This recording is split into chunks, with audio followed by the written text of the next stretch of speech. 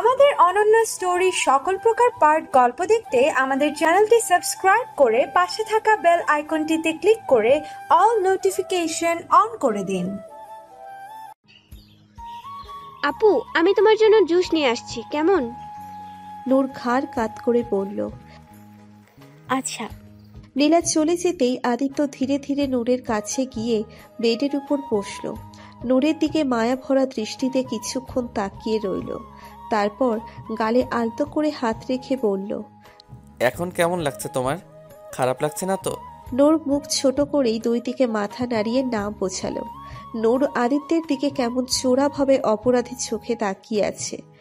একবার তাকাচ্ছে, আবার মাথা নিচু করে ফেলছে। আদিত্য সেটা দেখে বলল, কি হয়েছে? এখনো ভয় লাগছে আমাকে দেখে? নূর আবারও মাথা নিচু করে দুই দিকে দাঁড়িয়ে না বোঝালো। আদিত্য আবার বলে উঠল, তাহলে ভালো করে তাকাচ্ছ না কেন আমার দিকে? দেখি ভালো করে তাকাও আমার দিকে।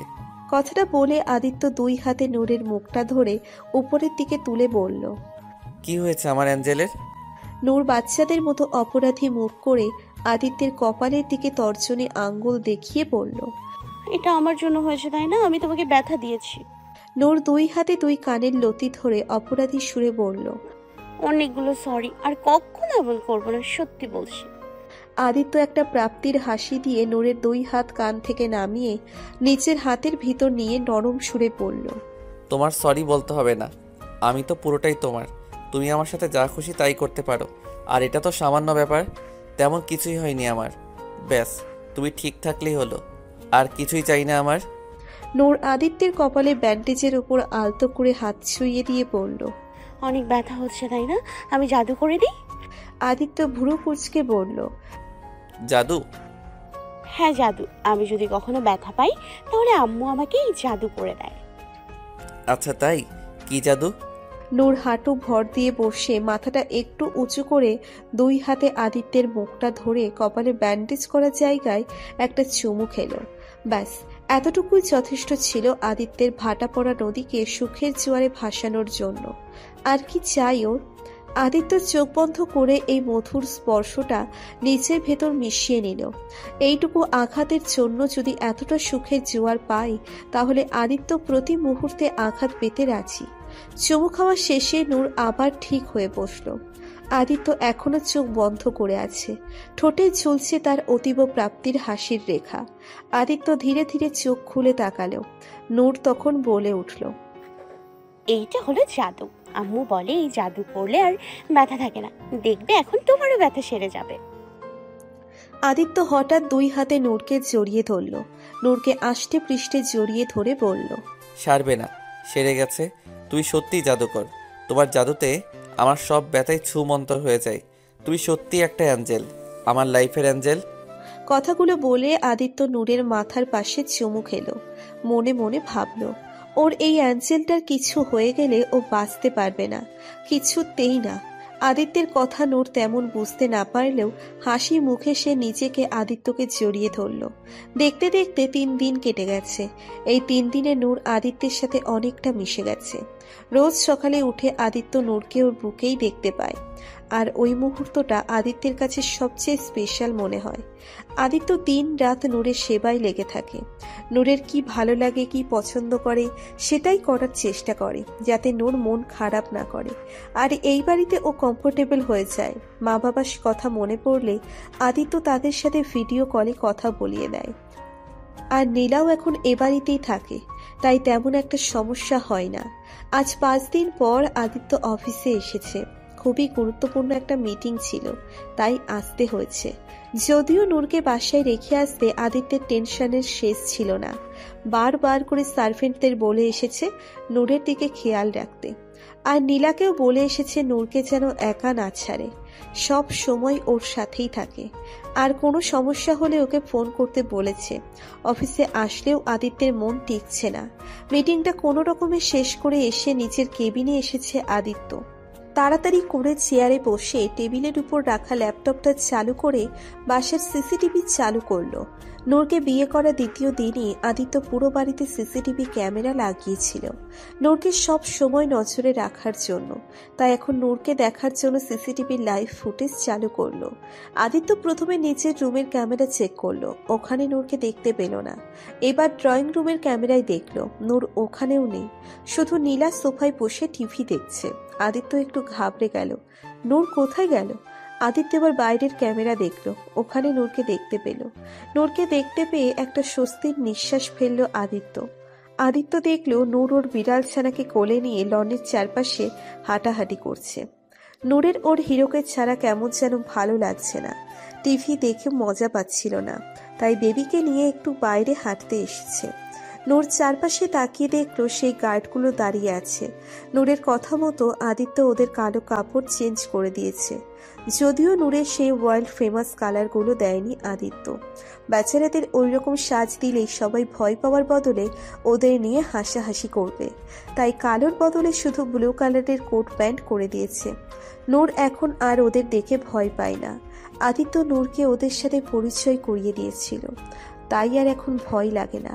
নূর হেঁটে গার্ডগুলোর সামনে গেল। গার্ডগুলো নূরকে দেখে মাথা হালকা ঝুঁকিয়ে বলল, গুড মর্নিং রানী সাহেবা। গার্ডদের এমন সম্মান করা দেখে নূরের নিজের উপর অনেক গর্ব গর্ব ভাব হচ্ছে। নিজেকে সত্যি সত্যি রানী রানী মনে হচ্ছে ওর। নূর নিজের সিনা টান টান করে মাথাটা হালকা উঁচু করে রাজকীয় ভঙ্গিতে বলল, আমি তোমাদের রানী, তাই না? গার্ডসরা মাথা নাড়িয়ে বলল, জি জি অবশ্যই, আপনি আমাদের রানী সাহেবা। নূর মনে মনে খুশিতে গদগদ করতে লাগলো। হঠাৎ ওর মাথায় একটা দুষ্টু বুদ্ধি এলো। নূর মনে মনে ভাবছে এদের সাথে একটু দুষ্টুমি করে নূর আবারও আগের ভঙ্গিতে থেকে বলল, ঠিক আছে, তাহলে আমি যা বলবো তাই শুনতে হবে তোমাদের। গার্ডসরা বলল, নূর জি অবশ্যই, আপনি যা বলবেন তাই করব আমরা। একটা গার্ডের দিকে আঙ্গুল তুলে বলল, শোনো, তুমি আমার এক নাকের ভেতর আঙুল ঢোকাও। গার্ডটা থতমত খেয়ে বলল, জি। নূর একটু হুমকি সুরে বলল, শুনতে পাওনি? যা বললাম তাই করো, না হলে কিন্তু তোমার নাকটাই কাটা যাবে। গার্ডটা অগত্যা আর উপায় না পেয়ে তার তর্জনী আঙ্গুলটা এক নাকে ঢুকিয়ে দিল। নূর বলল, ঠিক আছে, আজ সারাদিন তুমি এভাবেই নাকে আঙুল দিয়ে রাখবে, না হলে কিন্তু তোমার নাক কেটে ফেলবো। তাছাড়া গার্ডটার এখন ছেড়ে দেমা কেঁদে বাঁচি অবস্থা। নূর এবার আর এক গার্ডের দিকে ইশারা করে বলল, শোনো, তুমি এক পায়ে দাঁড়িয়ে থাকো। ওই গার্ডটাও আর উপায় না পেয়ে এক পা উঁচু করে আর এক পায়ে দাঁড়িয়ে রইল। বেচারা ব্যালেন্স ধরে রাখার জন্য এদিক ওদিক কাতুকুতু হতে লাগলো, কিন্তু এতে করে নূরের বেচারার উপর কোনো দয়া হলো না। ওদের অবস্থা দেখে বাকি গার্ডসরা ভয়ে ঢোক গিলছে, না জানি এখন ওদের কি করতে বলে। নূর এবার আর এক গার্ডের দিকে ইশারা করে বলল, তুমি দুহাত উঁচু করো, দাঁড়াও। ওই গার্ডটা ভাবলো, যাক, তাকে তাও অনেক সহজ কাজই দিয়েছে। কিন্তু লোকটা যেই হাত উঁচু করে দাঁড়ালো, অমনি নূর বলল, স্ট্যাচু, একদম নড়বে না, নড়লে কিন্তু তোমাকে নর্দমার পচা পানিতে ফেলে দিব। গার্ডটা একদম শক্ত হয়ে দাঁড়িয়ে রইল, যেন দমটাও ফেলছে না। নূর নিচ থেকে একটা দুর্বা ঘাস টেনে তুলে গার্ডটার নাকের কাছে আর কানের কাছে নিয়ে সুরসুরি দিতে লাগলো। বেচারা গার্ডটার বেহাল দশা, না পারছে নড়তে আর না পারছে চুপ করে থাকতে। এভাবে নূর সবগুলো গার্ডকেই নানানভাবে টর্চার করে। এদিকে আদিত্য এতক্ষণ ধরে নূরের সব কাজই দেখছিল। নূরের এসব কাণ্ড কারখানা দেখে আদিত্য ঠোঁটের উপর দুই আঙ্গুল চেপে হাসতে লাগলো। কি করছে তার পাগলিটা? বেচারা গার্ডসদের কি অবস্থা করে ফেলেছে। এভাবে দেখতে দেখতে আরো 15 দিন কেটে গেল। এই 15 দিনে নূর পুরোপুরি আদিত্যের সাথে মিশে গেছে। এখন আর আদিত্য ছাড়া কিছুই বোঝে না নূর। অবশ্য আদিত্যের এত এত কেয়ার আর ভালোবাসায় নূরের আদিত্যের প্রতি টান না এসে উপায়ই ছিল না। আদিত্য যতক্ষণ বাসায় থাকে সব সময় নূরের সাথেই থাকে। ওর ছোট বড় সব আবদার পূরণ করে, সারাক্ষণ চোখে চোখ রাখে, আর অফিসে গেলে সিসিটিভি ক্যামেরায় নজর রাখে। নূরেরও এখন আদিত্যের অভ্যেস হয়ে গেছে। আদিত্যের সাথে হাসি খুশি আর দুষ্টুমিতে মেতে থাকে। আদিত্য যতক্ষণ অফিসে থাকে ততক্ষণ নূরের সময় কাটে না, অপেক্ষায় থাকে কখন আদিত্য বাসায় ফিরবে। নূর এখন আর তেমন মায়ের কথা বলে না। মাঝে মধ্যে মনে পড়লে ফোনে কথা বলে নেয়। নীলা এখনো আদিত্যদের বাসায় আছে। সন্ধে 6টা। আদিত্যের গাড়ি মাত্রই বাসার গেট দিয়ে ঢুকলো। গাড়ি থামতেই আদিত্য তাড়াহুড়ো করে গাড়ি থেকে নেমে গেল। আজকে অনেকটা দেরি হয়ে গেছে। ওর অ্যাঞ্জেলটা নিশ্চয়ই ওর জন্য অপেক্ষা করে বসে আছে। একটু দেরি হলে পাগলিটা গাল ফুলিয়ে বসে থাকে। কথাটা ভেবে আদিত্য মুচকি হাসল। ওর জীবনটা কত পাল্টে গেছে এই কয়দিনে। আগে ওর এই বাসায় আসতেই ইচ্ছে হতো না, আর এখন কখন তাড়াতাড়ি বাসায় ফিরবে সেই অপেক্ষায় থাকে। এখন যে ওরও কেউ আছে যে ওর জন্য অপেক্ষায় থাকে, যার হাসি মুখটা দেখলে রাজ্যের সব গ্লানি দূর হয়ে যায়।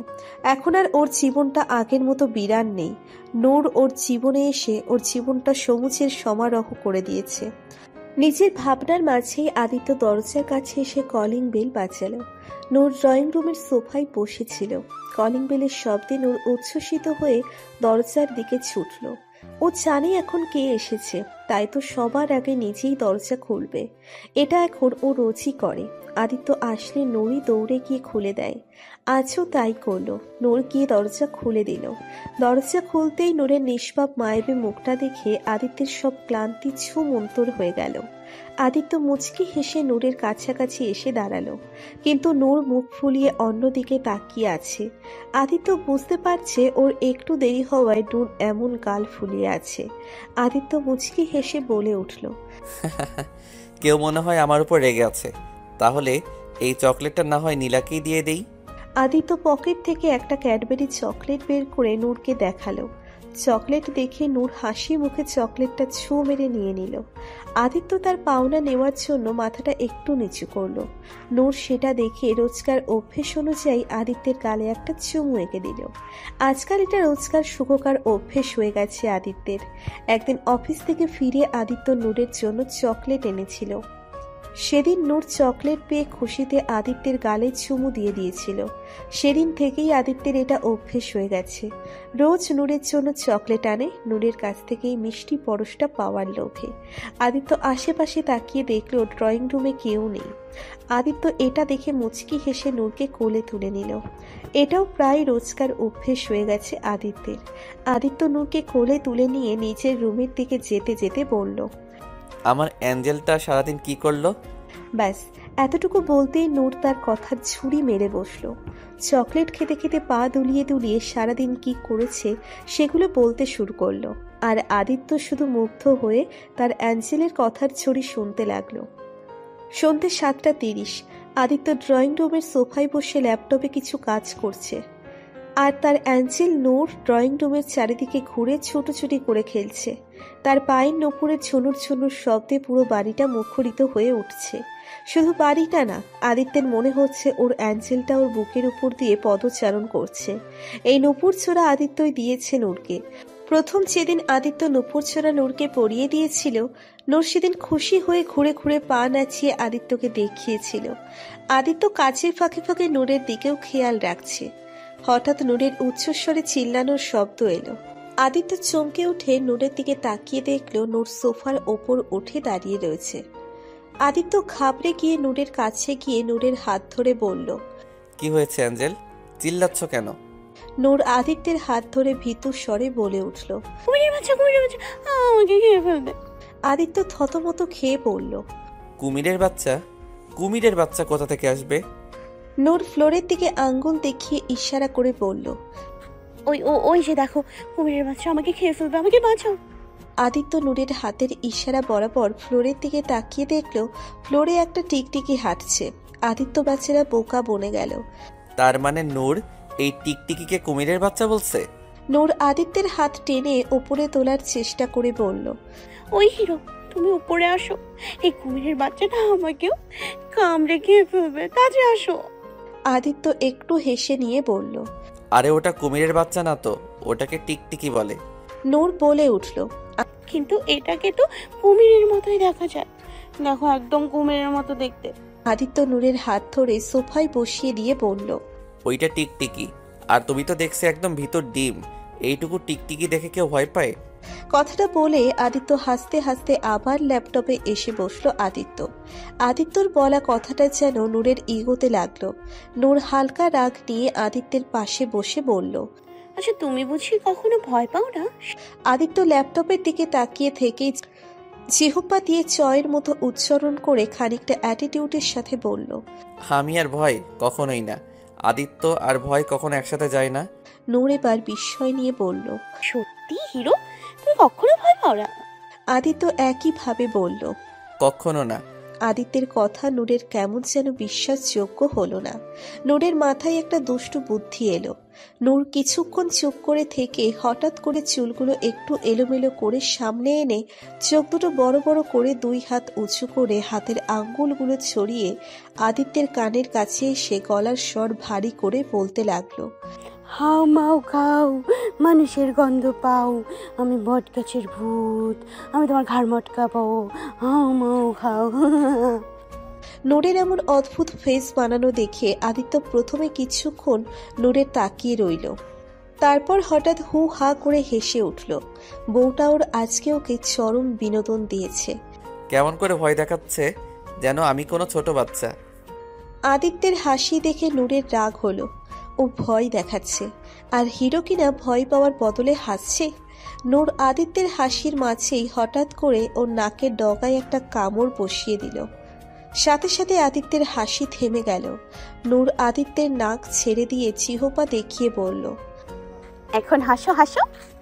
আদিত্য নাকে হাত ঘষে নূরের দিকে তাকিয়ে দুষ্টুমি করে বলল, তবে রে দুষ্টু, দাঁড়াও দেখাচ্ছি মজা।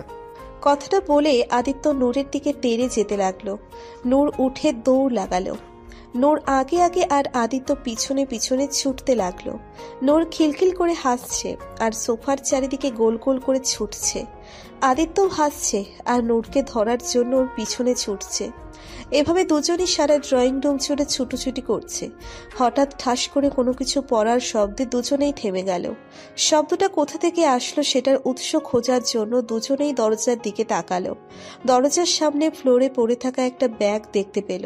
তখনই ব্যাগটা পড়ে যাওয়ারই শব্দ পেয়েছে ওরা। দরজার সামনে দাঁড়িয়ে থাকা ব্যাগের মালিককে দেখে আদিত্য হাসি মুখে বলল, আরে তুই তুই কখন এলি? দরজার সামনে মূর্তির মতো দাঁড়িয়ে আছে আবির। চোখ দুটো তার ফুটবল আকার হয়ে আছে। মুখের হা দেখে মনে হচ্ছে আস্ত একটা মানুষ আরামসে ঢুকে পড়তে পারবে। শরীরের কোনো নরম চরণ নেই। একটু আগে আদিত্য যখন নূরের সাথে হো হা করে হাসছিল তখনই এসেছে আবির। দরজায় দাঁড়িয়ে আদিত্যকে দেখেই অটো হয়ে গেছে ও। হাতের ব্যাগটাও ঠাস করে নিচে পড়ে গেছে। আর তখন থেকে আবির ওভাবেই দাঁড়িয়ে আছে। আদিত্য আবারও বলে উঠল, কিরে দাঁড়িয়ে আছিস কেন? ভেতরে আয়। আবিরের তবুও হেলদোল নেই। একটু পরে বিহান এসে দাঁড়ালো আবিরের কাছে। আবিরকে দেখে ভুরু কুচকে বলল, কিরে তুই এমতি স্ট্যাচু অফ লিবার্টি হইয়া খাড়াই আসস গেলা? কেউ কি তোর স্ট্যাচু গইছে নি? আবিরের কোনো রিয়াকশন না দেখে বিহান আবিরের কাঁধে হালকা ধাক্কা দিয়ে বলল, কিরে হেলা, গাঞ্জা টানছস নি? কিছু কস না খেলা? আবিরের এবার একটু হুঁশ এলো। আবির একবার বিহানের দিকে তাকালো, তারপর ধীরে ধীরে আদিত্যের কাছে এগিয়ে গেল। আবির কেমন যেন অদ্ভুত দৃষ্টিতে তাকিয়ে আদিত্যের চারিদিকে ঘুরে ঘুরে ওকে স্ক্যান করতে লাগলো। আদিত্য ভুরু কুচকে আবিরের কাণ্ড কারখানা বোঝার চেষ্টা করছে। এর আবার কি হলো? আবির কতক্ষণ দেখার পর আদিত্যের দিকে সন্দিহান নজরে তাকিয়ে বলল, আপনি কে? Who is you man? Here is my brother. Aditya ভুরু কুচকে বলল, হোয়াট? কি বলছিস তুই? পাগল টাগল হয়ে গেলি নাকি? আবির হঠাৎ দুই কানে হাত রেখে উচ্চস্বরে বলে উঠল, নেহি, হাই আমার ভাই। আমার ভাই কই গেল? কোথায় হারিয়ে গেল? আবির বিহানের কাছে গিয়ে বলল, ওই বিহান না, আমার ভাই কই? আমার ভাইয়ের সাথে কি করেছিস তুই? আর ওই লোকটা কে? হাই আমার শান্তশিষ্ট রাগী বিশিষ্ট ভাইটা কই গেল? আদিত্য চেহারায় বিরক্তির ছাপ এনে মাথা দুই দিকে নাড়ালো, যার অর্থ হলো নাও শুরু হয়ে গেল the great update third class melodrama. Noor শুধু তখন থেকে বিস্ময় নিয়ে চোখ পিটপিট করে আবিরের দিকে তাকিয়ে আছে। লোকটা কে আর এভাবে আহারাজি করছে কেন সেটাই বোঝার চেষ্টা করছে। নূর ধীরে ধীরে আদিত্যের পিছে এসে ওর হাত চেপে ধরে দাঁড়ালো। বিহান আবিরের কাঁধে হাত রেখে বলল, হইছে, অহন অফ যা ভাই। আজকার মেলোড্রামার কোটা শেষ হইয়া গেছে গা। এর থেকে বেশি করলে পাবলিক জুতা খুইলা মারবো। আর এইটা আমগই আদি। আইজকা প্রথমে আমতে দেখতাছস তো, তাই বিশ্বাস হইতাছে না। আমারও প্রথম আমতেই হয়েছিল, তয় অহন সইয়া গেছে। তোরও দেখা অভ্যাস হইয়া যাইব। অহনশীল খা। বিহানের কথা শেষ হওয়ার পর আদিত্য বলে উঠল, বিহানের কথা বিশ্বাস না হলে আমার কাছে আরও ভালো উপায় আছে। তারপর তোর আমার উপর কোনো ডাউট থাকবে না। আয় আমার কাছে আয়, আমি এখনই তোকে বিশ্বাস করিয়ে দিচ্ছি। আবির ভালোই বুঝতে পারছে যে আদিত্য তাকে কি করবে, তাই আবির একটা ঢোক গিলে জোরপূর্বক হেসে দিয়ে বলল,